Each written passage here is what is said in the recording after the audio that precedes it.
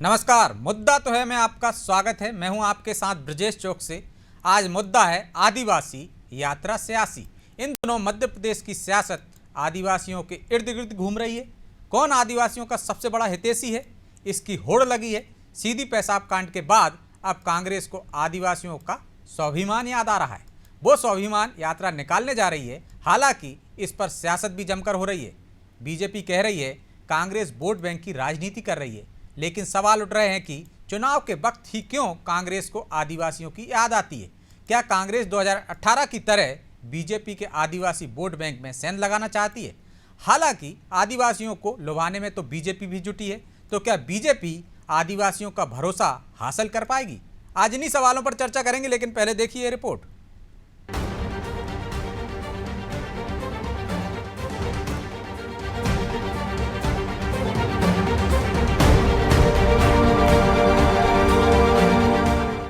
आदिवासियों पर आर पार, कांग्रेस ने बनाया नया प्लान। कांग्रेस निकालेगी आदिवासी स्वाभिमान यात्रा। आदिवासियों को लुभाने का नया पैंतरा। आदिवासियों को मध्य प्रदेश की सत्ता तक पहुंचने की चाबी माना जाता है, लिहाजा कांग्रेस आदिवासियों को लुभाने में जुट गई है। सीधी पेशाब कांड के बहाने कांग्रेस पहले से ही बीजेपी पर हमलावर है, लेकिन अब इस वर्ग को साधने के लिए कांग्रेस आदिवासी स्वाभिमान यात्रा निकालने जा रही है। इसकी शुरुआत 19 जुलाई से सीधी से होगी, तो इस यात्रा का समापन 7 अगस्त को झाबुआ में होगा, जिसमें कांग्रेस के दिग्गज नेता शामिल होंगे। यानी कांग्रेस ने वो ब्लूप्रिंट तैयार कर लिया है जिसकी मदद से वो एक बार फिर आदिवासियों को अपने पक्ष में ला सके। हालांकि कांग्रेस इस यात्रा को आदिवासियों के स्वाभिमान से जोड़ रही है। आदिवासी स्वाभिमान यात्रा के माध्यम से जो कमलनाथ जी के नेतृत्व में मैं और आदिवासी कांग्रेस के प्रदेश अध्यक्ष रामू टेकाम जी निकाल रहे हैं, उसके माध्यम से जो आदिवासियों का स्वाभिमान है, सोच है और पहचान को वापस स्थापित करने के लिए ये यात्रा निकाली जा रही है। और जो भी समस्याएं, जो भी पीड़ित हैं, उनसे मिलने का प्रयास रहेगा। ये यात्रा 20 दिन चलेगी और 19 जुलाई से इसकी शुरुआत है सीधी से, और इसका समापन होगा 7 अगस्त को आदिवासी दिवस के, विश्व आदिवासी दिवस के पहले झाबुआ में। अब यहाँ ये समझना जरूर है कि आखिर कांग्रेस आदिवासी को लेकर इतनी सक्रिय क्यों हो गई है। दरअसल 2018 से पहले आदिवासी बीजेपी को सपोर्ट करते रहे। नतीजा ये रहा कि बीजेपी लगातार प्रदेश की सत्ता में काबिज होती रही, लेकिन 2018 में हवा ने रुख बदला और आदिवासी कांग्रेस के पाले में चले गए, जिसके बाद कांग्रेस सरकार बनाने में कामयाब भी रही। और यही वजह है कि कांग्रेस अब इस वर्ग को 2023 के चुनाव में अपने पाले में लाना चाह रही है। हालांकि बीजेपी कांग्रेस की इस यात्रा पर तंज कस रही है। बीजेपी का कहना है कि अगर कांग्रेस ने आदिवासियों के लिए कुछ किया है तो बताएं। देखिए, ये चुनाव को ध्यान में रख के कर रहे हैं, और आप पिछले 3 साल का इतिहास देखिए। भारतीय जनता पार्टी हमारे जनजाति बंधुओं के बीच में लगातार जा रही है। जिनने कभी 15 महीने में दी हो तो इस यात्रा में बताएं लोगों को कि हमने ये काम किया इन 15 महीने में। बता ही नहीं सकते। हमारी बुराइयां करके वोट मांगने का एक नया चलन शुरू किया है कांग्रेस ने।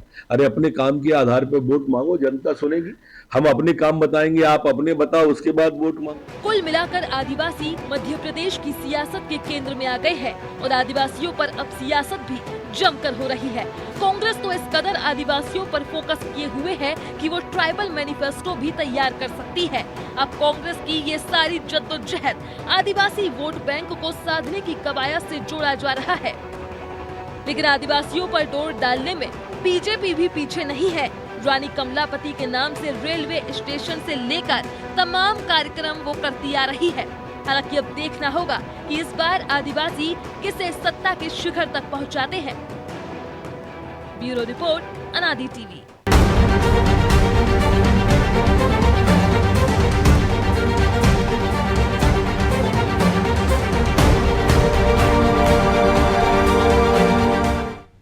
तो इस मुद्दे पर चर्चा के लिए हमारे साथ जुड़ गए हैं गोविंद मालू, बीजेपी प्रवक्ता हैं, नीलाव शुक्ला, कांग्रेस प्रवक्ता हैं, राजीव खंडेलवाल, वरिष्ठ पत्रकार हैं। तीनों मेहमानों का बहुत बहुत स्वागत है। नीलाव जी, शुरुआत आपसे ही करेंगे। बीडी शर्मा कह रहे हैं छल कपट की यात्रा है आपकी, झूठ बोलने की यात्रा है आपकी। क्यों 2023 में ही कांग्रेस को आदिवासी स्वाभिमान की याद आई, इससे पहले नहीं आई? 55 साल से अधिक आपने शासन किया। बीडी शर्मा कह रहे हैं कुछ किया हो तो बताएं। नरोत्तम मिश्रा कह रहे हैं बुराई करने के अलावा आपके पास कुछ नहीं है। 15 माह में भी कुछ किया हो तो अपना काम बताइए, हमारा काम बताइए, फिर जनता तय करेगी, आदिवासी तय करेंगे किसके पास जाना है। हमारे यात्रा का नाम है आदिवासी सम्मान यात्रा। तो आदिवासी सम्मान देना ही नहीं चाहते, जिनके अंदर उनको लेकर सम्मान ही नहीं, वो इस यात्रा का क्या सम्मान करेंगे? तो ये जो सत्ता दंभ में आकर सिर पर पेशाब कर रही हो, उस सत्ता से हम क्या उम्मीद करेंगे आदिवासी को सम्मान करेगी? उसका भले ही आप उठा के इवेंट कर लो, उनको बिठा लो, उनके पैर धुलवा लो, मैनीक्योर कर दो, पेडिक्योर कर दो, हेड मसाज कर दो, उससे कोई फर्क नहीं पड़ता श्रीमान। सीधी सी बात है, आप सत्ता के दंभ में आदिवासी को सिर्फ पेशाब कर रहे हैं, घृणित कार्रवाई। उसके बाद देखिए, एक बड़ी लंबी फेज से बता रहा हूं आपको, समय लूंगा थोड़ा सा आपका। मध्य प्रदेश आदिवासियों पर लगातार अत्याचार अपमान के मामले में अव्वल एनसीईआरटी की रिपोर्ट है, मन से नहीं करा, आप रिपोर्ट अगर पढ़ते हो तो आप देख सकते हैं इस चीज को लेकर। मऊ में आदिवासी युवती की गैंग रेप के बाद हत्या दबंगों ने कर दी। आदिवासियों ने शव को सड़क पर रखा तो क्या करा? उन पर गोली चालन कर दिया गया। मतलब वो न्याय की गुहार भी नहीं कर सकते। एक आदिवासी को पैर में गोली लगी, एक की हत्या कर दी गई। दूसरी बात, 4 जुलाई 2022 को गुना में आदिवासी महिला का राम प्यारी बाई का जमीन विवाद में जिंदा जला दिया गया। 5 मई 2022 को मध्य प्रदेश में गौ हत्या के संदेह में भाजपा के अतिवादी संगठनों ने 2 आदिवासियों को पीट कर मार डाला। ये घटना है, लगातार बता रहा हूं। अभी आदिवासी क्या बातें करेंगे, सम्मान की बातें करेंगे। लगातार मध्य प्रदेश में पिछले 3 सालों से आदिवासियों की पर होने वाले अत्याचार की घटनाओं में इजाफा हुआ है। नेवामार की घटना हमसे किसी छुपी नहीं है। 5 सदस्य परिवार के गायब हो जाते हैं, 47 जवान के शव दफन होकर जमीन में मिलते हैं। कोई कार्रवाई नहीं, कोई जांच नहीं। एक बच्ची बची थी जो पैदल नेवावर से न्याय की गुहार लगाते हुए भोपाल तक जाती है, जांच हो रही है। आज तक कोई जांच हुई, कोई प्रकरण दर्ज हुआ। सीधी आदिवासी यात्रा निकालने का उद्देश्य है कि आदिवासी, आपने कहा कि आदिवासी क्या किया? अरे आदिवासी तो हमारा अभिन्न अंग है। आजादी के समय से बिरसा मुंडा, टंट्या मामा, आजादी की लड़ाई में स्वतंत्रता संग्राम सेना में हमारे साथ थे आदिवासी लोग। देश को आजाद करने में महत्वपूर्ण योगदान दिया। और ये स्वतंत्रता संग्राम सेना की बात है, ये क्या जाने जो वो तो कहते हैं पहचान हमने दिलाई है। अरे ये उनको सम्मान हमने, जो भूले बिसरे नायक थे आदिवासियों के, आपने बिसरा दिए थे। 18 में इनको आईना दिखा दिया आदिवासियों ने, पूरी तरह से इनको आईना दिखाया। सबसे ज्यादा सर्वाधिक समर्थन आदिवासियों को कांग्रेस ने दिया है। तो इनको तो जब आदिवासी वोट बैंक से पिछड़ने लगा तो इनको आदिवासियों से इवेंट याद आए, टंट्या मामा को याद आए, बिरसा मुंडा याद आए। लेकिन आदिवासियों पर के दिल में के लिए जो इनके दिल में नफरत है, जो इनके दिल में इनके इसके सामंतवादी पार्टी है, ये क्या दलित पिछड़े आदिवासियों को साथ देगी? जब ऐसी घटना घटना है, जब सिर पे पेशाब करी जाती है, तब इनका चरित्र उजागर होता है। सत्यता तो ये आदिवासियों की याद आने लगी 2018 में जो झटका मिला, उसके बाद आपने गौरव यात्रा निकाली और उनके सम्मान में बहुत सारे आयोजन किए, पैसा एक्ट लागू किया। लेकिन क्या भरोसा हासिल कर पाएंगे 2023 में?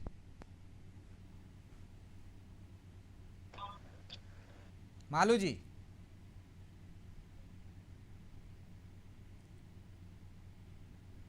जी, सुन पा रहे हैं आप मुझे? बारे में बोल नहीं पा रहे, मुंह में शब्द नहीं, क्या बोले बेचारे। मालू जी, आप मुझे सुन पा रहे हैं? मालू जी,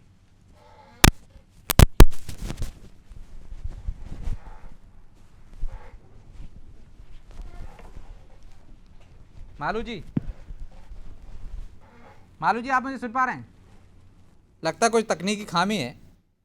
खंडेलवाल जी को दिखाइए। खंडेलवाल जी, आप तक मेरी आवाज पहुंच रही है? बिल्कुल पहुंच रही है। आदिवासी किस पर भरोसा करेंगे, बीजेपी पर या कांग्रेस पर, और क्यों भरोसा करेंगे? ब्रजेश जी, आपने बड़ा चुनावी साल है और बड़ा महत्वपूर्ण मुद्दा उठाया है आदिवासियों का। 230 सदस्यों की विधानसभा में 47 आदिवासी विधानसभा सीट हैं और पिछले चुनाव में कांग्रेस ने 30 सीटें जीती थी। जबकि 2013 में भाजपा ने 31 सीटें जीती थी। तो आप ये सोचिए, जहां आदिवासियों का जिस पार्टी को बहुमत मिला वही पार्टी सत्ता में आई। इसमें कोई दो मत नहीं है। 21.10% जो है वो आदिवासी हमारे मध्य प्रदेश की जनसंख्या का कुल संख्या है, 1.5 करोड़ से ऊपर जनसंख्या है। तो आदिवासियों का महत्व तो शुरू से ही है, जब से मध्य प्रदेश बना है हमारा। लेकिन प्रश्न ये होता है कि आदिवासियों के लिए किया क्या गया है। निश्चित रूप से जो सरकारें आती हैं वो आदिवासियों के नाम पर उनके लिए योजनाएं लेकर, उनके लिए विभिन्न घोषणाएं करके आती हैं और कुछ कुछ काम जरूर करती हैं। लेकिन अल्टीमेटली आदिवासियों को वोट बैंक जो है, वो कोई पार्टी हो, वो उसको उस वोट बैंक के रूप में उपयोग करती है। और जब उससे वो वोट बैंक चितर जाता है तब उसके कान खड़े हो जाते हैं और तब वो फिर वो आदिवासी को रट लगाई जाती है। और 4 साल बीजेपी की तरफ है, कुछ नहीं पूछा। नहीं, मैं सभी पार्टी की बात कर रहा हूँ, कांग्रेस भी सत्ता में, लेकिन अब तो दोनों के काम रखे हुए हैं ना सामने। इस आधार पर किस पर भरोसा करेंगे आदिवासी? देखिए, इसे जयस क्यों बढ़ रहा है? जया युवा आदिवासी संगठन जो है वो क्यों बढ़ रहा है? इसी का है। जयस का ओरिजिन कब से हुआ है? आप जरा पूछिए दोनों पॉलिटिकल पार्टी से। इसके पहले गोंडवाना गणतंत्र पार्टी थी, लेकिन जयस भी तो कुछ नहीं कर पाया ना, एक सरकार में शामिल भी हुआ, इसके बावजूद भी कुछ भला नहीं हुआ। नहीं, जयस को सरकार में आने का पूरा मौका नहीं मिला। अभी तो पूरे चुनाव लड़ने की बात कर रहे हैं और अभी उनका किसी पार्टी से गठबंधन नहीं हुआ। मेरा ये कहना है कि चूंकि आदिवासियों को बरगलाया जा रहा है, मतलब आदिवासियों की हितों की रक्षा नहीं, आदिवासी कहीं ना कहीं वो उसको ये लगता है कि मेरा माई बाप है कौन असली। तो कभी वो भाजपा को चुनता है, कभी वो कांग्रेस को चुन लेता है, लेकिन उसको वो जो आशा से चुनता है वो आशा उसमें कहीं ना कहीं निराशा मिलती है और तब जयस और गोंडवाना गणतंत्र पार्टी जैसे लोग खड़े हो जाते हैं। तो ये दोनों पार्टियों के लिए सबक की बात है कि आदिवासी इस प्रदेश के हमारी पहचान है। मध्य देश का सबसे बड़ा यदि आदिवासी जनसंख्या वाला प्रदेश है तो मध्य प्रदेश है। तो उसके प्रति हमारी दोनों पार्टी जो मेन पार्टी है उनकी ड्यूटी बनती है। मैं ये नहीं, अभी आदिवासियों को कुछ नहीं किया ऐसा मैं नहीं कहता था। अभी भोपाल में अप्रैल में अमित शाह जी आए थे, उन्होंने करीब 800 कुछ आदिवासी ग्रामों को राजस्व ग्राम में बलित करने की घोषणा की। तो जो उनकी बड़ी मांग थी, जहाँ पे योजनाएं जाती नहीं थी आदिवासी क्षेत्र में प्रतिबंध होने के कारण, तो ऐसे पैसा एक्ट हुआ। ऐसे कांग्रेस के जमाने में भी कई योजनाएं लागू हुई। लेकिन जो अभी इस समय घटनाएं हो रही है आदिवासियों के अत्याचार में लगातार, अभी यदि आप एनसीआरटी के आंकड़े को देखेंगे तो मध्य प्रदेश में अपराध के जो मामले और खासकर, लेकिन आंकड़े तो वर्ग, पिछड़ा वर्ग, खंडेलवाल जी आपको भी पता है कि आंकड़ों की हकीकत क्या होती है। आंकड़े अलग एक तस्वीर पेश करते हैं, लेकिन आंकड़ों के आधार पर मैसेज धरातल में होता नहीं है। आंकड़े तो यदि आप FIR ज्यादा दर्ज होंगी तो हो जाएंगे, उनसे आप ये अंदाजा नहीं लगा सकते हो कि वाकई में अत्याचार हो रहा है एक तरह से उस वर्ग पर। रेप के भी ज्यादा आंकड़े हो जाते हैं, लेकिन इसका ऐसा मामला नहीं है कि मतलब राजधानी में या शहरों में महिलाएं लड़कियां रात में नहीं निकल सकती। आपको तो क्या हाल होगा, एक समय मध्य प्रदेश को रेप का शहर प्रदेश कहा जाता था, शायद कुछ शहर का नाम था भोपाल, इंदौर में भूल रहा हूँ, उसको राजधानी कहा जाता था। तो देखिए आंकड़े जो हैं, आप यदि आंकड़े जो आ रहे हैं उसका मतलब यह है कि उससे ज्यादा अपराध हुए हैं। यदि FIR इतनी रजिस्टर्ड हुई है तो उससे ज्यादा अपराध हुए जो रजिस्टर्ड नहीं हो पाए हैं। तो उस जो रजिस्टर्ड अपराध हैं, यदि वो संख्या देखी जाए पिछले 1 साल या 2020 की रिपोर्ट जो आप देखेंगे एनसीआरटी की, जो राष्ट्रीय आपराधिक रिकॉर्ड देता है, उसके अनुसार वहाँ पे अपराधियों की संख्या में बढ़ी है। और तो अपराध तो बढ़े हैं मालू जी, और उनकी आशा पर आप भी खरे नहीं उतरे, इसलिए शायद 2018 में आपको झटका दे दिया था। तो अब भरोसा कैसे हासिल करेंगे आप? कर पाएंगे क्या 2023 में, और कैसे कर पाएंगे मालू जी? देखिए, भारतीय जनता पार्टी तो आदिवासी को, अल्पसंख्यकों को वोट बैंक नहीं मानती। वास्तव में उनको जीवन जीने की जो उनका शैली है, जो उनके जीवन जीने के लिए आवश्यकताएं हैं, उनकी प्रतिपूर्ति के लिए भारतीय जनता पार्टी की सरकार ने लगातार काम किया। जैसा अभी बताया पैसा एक तो कांग्रेस भी लागू कर सकती थी, हमने किया। मनोपुष्ट का मूल्य देने का काम सबसे पहले शिवराज जी की सरकार ने किया। इनको संवैधानिक दर्जा देना, अलग मंत्रालय बनाना ताकि फोकस आदिवासी पे हो, वो भारतीय जनता पार्टी की अटल जी की सरकार ने किया। और हमने राष्ट्रपति बनाया, हमने, सुनिए, और दूसरी बात यह है, इन्होंने तो अबू जमाड़ और काला हांडी जैसे भुखमरी के लिए अभिशप्त होने के लिए आदिवासियों को छोड़ दिया, नक्सलवाद की ओर धकेल दिया, उनको हिंसा की तरफ धकेल दिया, उनका धर्मांतरण होने दिया, उनकी डेमोग्राफी बदल दी, उनका डीएनए बदल दिया। इन्होंने जितना आदिवासियों पर अत्याचार करना था, मानसिक, शारीरिक, वो सब किया। वो शारीरिक श्रम करते थे बेचारे, कुछ दिन भर बेगारी उनसे लेते थे लोग। अब ये सब काम, लेकिन एनसीआरबी के आंकड़े तो आपके खिलाफ जा रहे हैं। उनको वहां पर उनकी उपज का, वनोपज का समर्थन मूल्य पहली बार शिवराज जी की सरकार ने घोषित किया। छात्रावास जनजाति के आदिवास के क्षेत्रों में और उनके छात्रावासों की व्यवस्था, उनके शिक्षण की व्यवस्था, उनके उच्च शिक्षण की व्यवस्था, शहरों में यदि वो आएंगे तो अगर किसी निजी जगह पर अगर वो रुकना है, किसी आंकड़े तो आपके खिलाफ बता रहे हैं, पैसा भी सरकार दे रही है। सरकार ने कभी वोट बैंक नहीं समझा और इन्होंने उनका हमेशा भावनात्मक शोषण किया, शारीरिक शोषण किया, उनकी जमीनें लूट ली। अरे कौठू कांड कोई भूला है 94 का? झाबुआ में झोपड़े जला दिए गए, आदिवासियों को मारा गया, उनको जिंदा जला दिया गया। कांतिलाल के लोग, अब कांतिलाल भूरिया क्या कह रहे, हथियार उठा लेंगे हम। कभी आदिवासी ऐसा नहीं बोलता कि हथियार उठा लेंगे। ये भारत राष्ट्र राज्य के लिए विद्रोह के लिए भड़काने वाले कांग्रेस के लोग हैं, नक्सलवाद की तरफ धकेलने वाले कांग्रेस के लोग हैं। इन्होंने कभी उनका भला नहीं सोचा। इन्होंने तो साहूकारों के कर्ज में उनको डुबो दिया, साहूकारों के बंधक बन के उनके बंधुओं ठीक है मालू जी, लेकिन एक सवाल का जवाब तो दीजिए। हमने जो खंडेलवाल जी ने भी उठाया, अच्छे शिक्षण की और शुक्ला जी ने भी उठाया, मालू जी और कई सारे राजीव गांधी मिशन का क्या हुआ, पूछो इनसे।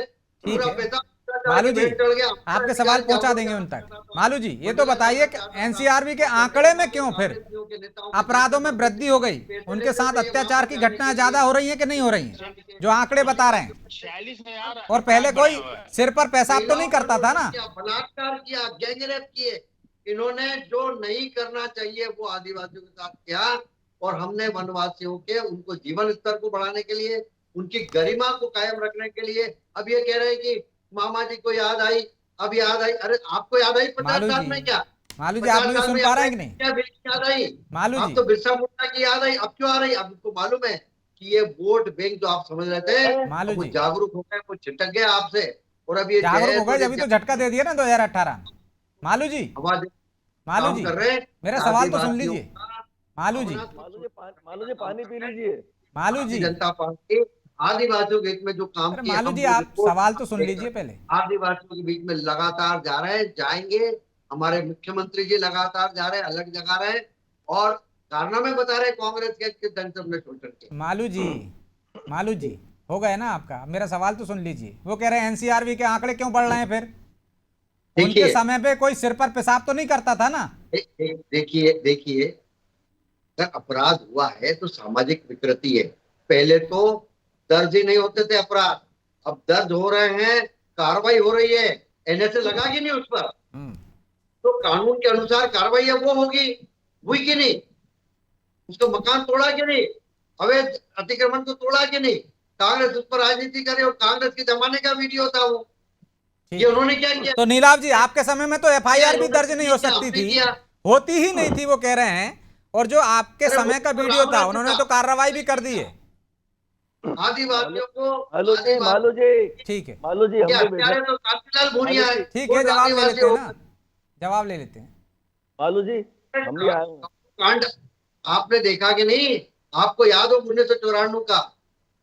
अरे मालू जी आपके सबसे ज्यादा आपके शासन में आदिवासी पर अत्याचार हो रहा है, एनसीआरबी की रिपोर्ट आ रही है, उसके बाद राम राज्य था ना, ये में राम राज्य की अबू जमाड़, काला हांडी, झाबुआ, मंडला, ये बता रहा हूँ, ये इटली के इशारे पर धर्मांतरण करवाने वाले आप लोग हो। हरकतें करता है। आप लोगों को तो अनाज मुहैया कराया नहीं गया। चाहे संजय शाह आदिवासी समुदाय को संजय से हमने मालू जी आ जाने दीजिए उनकी बात। फैक्ट्री में डाल दिया, बंधक हथियार हटाने हथियार उठाने की बात करने लगे, नक्सलवाद की तरफ आपने धकेल दिया। आदिवासी नाबालिग युवती के साथ इंदौर नहीं किया, आदिवासी कोर्ट में मालू घबरा, जी। इसलिए तो देश में आदिवासी नीलाभ जी। सरकार है एनसीआर आने वाला नहीं है देश भर का। एक आशा वृद्धि हुई है, उसके बाद आप अपनी पीठ खुद थपथपा रहे हैं। अरे आपकी सत्ता का दम्भ कितना? भाई हमने तो राष्ट्रपति बनाया, आपने क्या किया? आपने भूखे मरने के लिए मजबूर किया। काम क्या हो सकता है? अरे पूरे विश्व में भारत की किरकिरी हुई है, काला आदमी। ठीक है मालू जी पूरा प्लीज। उनकी बात आ जाए। लेकिन नीलाभ जी को मजबूर था आदिवासी आपके समय। मालू जी उनकी बात आ जाने दीजिए। नीलाभ जी अभी खंडेलवाल जी को भी आपने सुना, वो कह रहे थे बरगला रहे हैं, आप भी बरगला रहे हैं। यदि आपने कुछ किया होता तो आपको 2003 से 2018 तक वो क्यों नहीं चुनते? आपसे छिटक कर ही आए ना, फिर 2023 में। अब क्यों भरोसा करेंगे आप? विदेश जी पूरे देश में इनको डिसऑन कर दिया उन्होंने, इतिहास के कूड़ेदान में फेंक के आदिवासियों में समझदार हो गए वो। लालू जी आप एक बात करना, ब्रजेश जी की बात का जवाब दे पा रहे हैं, मेरी बात का जवाब दे, बेवजह बिना पानी पिए बोले जा रहे हैं आप। आप ये बताएं कि एनसीआर की जो रिपोर्ट आ रही है वो रिपोर्ट आपके खिलाफ क्यों आ रही है? या ये तो दिया उसका जवाब, क्यों दोहरा रहे हैं आप? एफआईआर ज्यादा दर्ज हो रही है, आपके पहले लोग होती नहीं थी। आदिवासियों के साथ अत्याचार क्यों कर रहे हैं? का जवाब क्यों नहीं देते? आप आदिवासियों के साथ आप लोगों ने कितना अत्याचार किया? आपके शासन काल में उमंग सिंगार को पूछ लो, बलात्कार हो रहा है। आपके मंत्री है ना, सरकारी अधिकारी सीधे सरकारी सवाल जवाब उन्होंने मत क्या करो प्लीज। कहा? आपके बात सुने। अरे उमंग सिंगार का कैसे आपकी पार्टी के नेताओं के लिए जो ब्लैकमेलर है, सरकारी छात्रावास में वो माफिया है, आपकी बच्चों का वो शोषण करता है। हालिया की घटना है। वो कह रहे हैं, हम थोड़ी कह रहे हैं, आपका मंत्री कह रहा है। अच्छा खुद भक्षक बन रहे हैं सरकारी अधिकारी। हथियार उठा लो। अरे भारत के लिए, भारत के राष्ट्र राज्य के प्रति हिंसा के लिए उठाने वाले कांति लंबूरिया, अब उमंग सिंगार आपकी पार्टी के लोगों को पता है ब्लैकमेलर है। ठीक है हमारे लिए तो नहीं बोला किसी भी आदिवासी नेता ने। खंडेलवाल जी छोटा सा कमेंट, जो स्वाभिमान यात्रा निकाल रही है कांग्रेस, इससे फायदा होगा या नहीं? देखिए यात्रा तो इस देश के राजनीति का कैरेक्टर है। आप चंद्रशेखर से लेके उनकी यात्रा हुई, अभी हाल में यात्रा हो गई, अडवाणी जी की यात्रा हो गई, राहुल गांधी की यात्रा हो गई, राहुल गांधी। तो यात्रा इस देश का कैरेक्टर है और ये सफल हुई है अधिकतर यात्रा है। मैं बात कह रहा हूं कि जो कहा, दोनों पार्टियों के लिए बात कहता हूं कि आदिवासियों को ये सिर्फ और सिर्फ ये सियासी मुद्दा बनाने का प्रयास कर, वोट कम राजनीति इसको बनाने का प्रयास करना है। जब राष्ट्रपति द्रौपदी को चुना जाता है तो ये क्यों कहा जाता है कि हमने आदिवासी को चुना गया? जब सीधी के व्यक्ति पे पेशाब फेंकी जाती है तो क्यों ये कहा जाता है कि आदिवासी फेंका गया? दोनों पार्टी, मेरा कहना है, क्यों नहीं कहा जाता कि एक व्यक्ति पर फेंका गया और एक हमने देश की प्रबुद्ध व्यक्ति को हमने देश में राष्ट्रपति चुना गया? तो मेरा इतना ही कहना है कि आदिवासियों को जब तक राजनीतिक पार्टियां एक वोट का माध्यम मानेंगी तब तक उनका उद्धार नहीं होगा। उनको हमारे समाज का अंतरंग अंग मानना पड़ेगा और उनके लिए वास्तव में कार्य करना पड़ेगा। यदि वह समाज में मर्ज हो जाएंगे तो अब आदिवासी वर्ग जो है माफी चाहता हूं राजीव जी, इस चर्चा को यहीं विराम देना होगा क्योंकि समय की बाध्यता है। आप तीनों मेहमानों का बहुत बहुत धन्यवाद। तो आदिवासियों को वोट बैंक समझा जा रहा है, और समझा भी क्यों न जाए।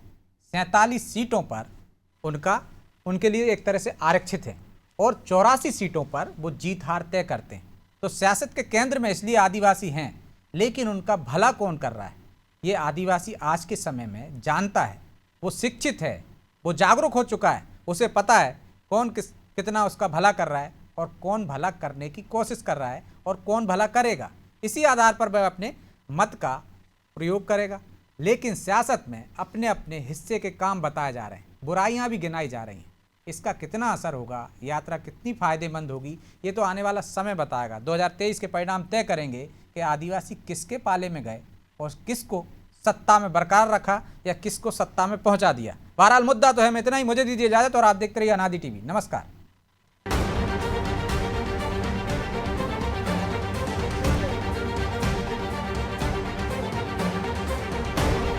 फिर क्या हो गया?